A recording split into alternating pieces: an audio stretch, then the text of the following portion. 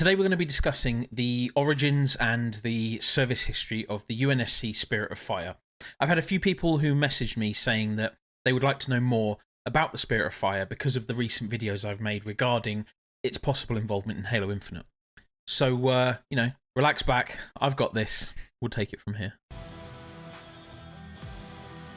So the UNSC Spirit of Fire is a Phalanx-class support vessel in the UNSC. It was built in 2473 and it was originally a colony ship, transporting colonists as well as equipment such as hydroponics, atmosphere generators and prefabricated schools and so on in the UNSC's expansion efforts. Her current commanding officer is Captain James Cutter and he's supported by the shipboard AI Serena. However, the AI has changed. I'll bring you up to speed on that very shortly. So let's talk a little bit about how the Spirit of Fire became a combat vessel. So the last civilian captain of the Spirit of Fire was a man named Alexander, who had retired from active duty on July 20th, 2520, after he visited the world of Verant. Now, directly after Alexander's retirement, the vessel was actually requisitioned by the UNSC and scheduled for a refit in order to better prepare it for the combat operations that it would participate in. Now, the ship was refitted with 3 MACs, also known as magnetic accelerator cannons, and other armaments to serve as a warship. Huge storage bays that used to house machine parts now carry everything from M12 Warthogs and M808B Scorpions through to construction supplies for fire bases and frontline engagement bases or rearguard actions, and even repair equipment for the ship itself and other ships and crew. The ship is actually a behemoth and is a huge support vessel. Now, being involved in the Harvest campaign, Spirit of Fire helped to evacuate the planet of Arcadia before having its chief science officer, Professor Anders, abducted by the Covenant, so they gave chase. Now, this brings us to the events of Halo Wars 1. On February 23rd, 2531, the UNSC Spirit of Fire arrived at the Etran Harborage, a Forerunner shield world, in pursuit of the Covenant, who had captured one of its crew, as I mentioned, Professor Ellen Anders. Now, upon landing on the surface of the shield world, the Spirit of Fire's forces were attacked by the Flood, making them the first known humans to encounter the parasite. Now, early in the battle, the Flood attempted to board the Spirit of Fire, but were repelled by the ship's marines. Despite facing attacks from both the Flood and the Covenant simultaneously, the UNSC forces were able to destroy the shield world by using the Spirit of Fire's Shore Fujikawa Translight engine, also known as a slipspace engine. They basically used it as a makeshift bomb and sent the shield world's star into a supernova, wiping out all flood forms on the world as well, or so we thought. I'll come to that later. Now, surviving the battle, the Spirit of Fire, left without a slipspace drive, began its slow return journey to human space at sublight speeds. This was going to take some time. Now, despite sterilisation measures imposed by the Chief Medical Officer O'Neill, at least one pod infection form managed to evade detection and actually infiltrated the ship. Now, 6 years after the Battle of Etran Harborage, the Spirit of Fire's AI, Serena, awakened ship engineer Violetta Maldini to perform routine maintenance. The pod infector came into contact with Maldini, infected her, and turned her into a combat form. Now, suffering from the early stages of rampancy, Serena, instead of calling for help, actually locked the combat form in the cryo bay and intended to study it. Over the next 3 days, Serena observed as the combat form eventually changed into a carrier form, producing more pod infectors. Seeking a bit of insight and help here, Serena actually then woke up Professor Anders from cryosleep. In the meantime, however, Maldini's knowledge of the cryochamber codes was used against the Spirit of Fire, and the Flood awakened the other crew members in the bay and infected them.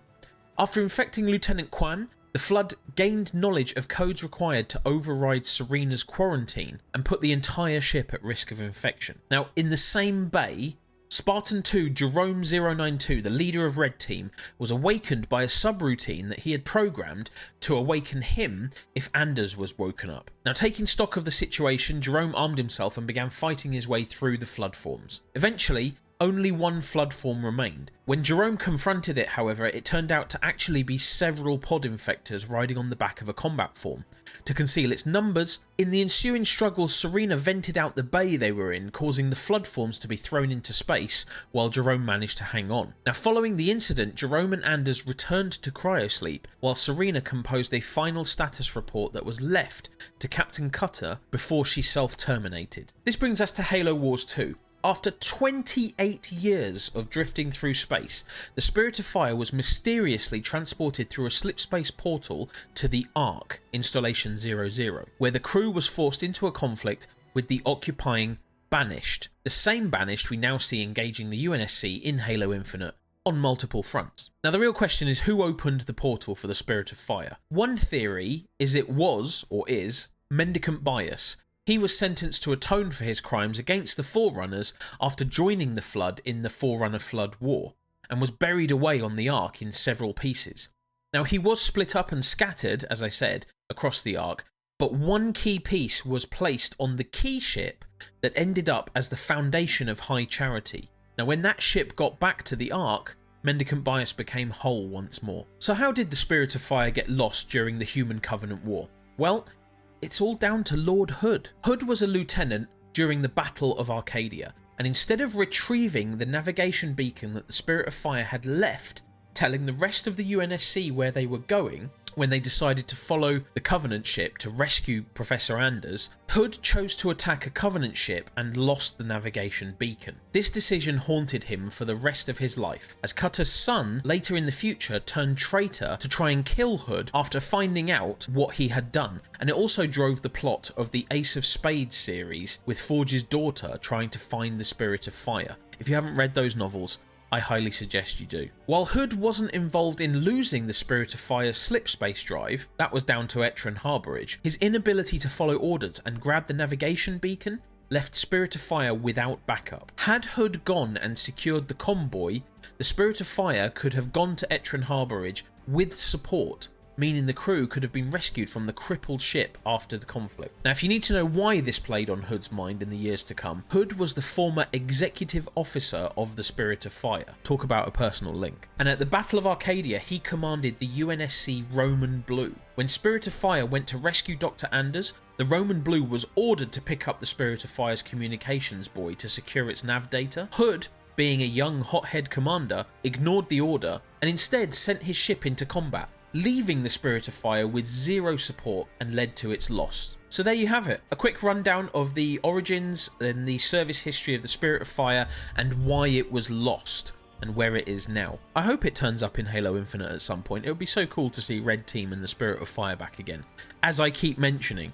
But that's a quick rundown for you. If you like this video, please hit that subscribe button. Leave your comment down below. Tell me what you think about the Spirit of Fire. Personally, I think this is one of the most iconic ships in the whole of Halo, and I would love to see Red Team rejoin Blue Team and have those Spartan 2s all together again, and have the Spirit of Fire return to support Infinity. I think that would be an amazing storyline.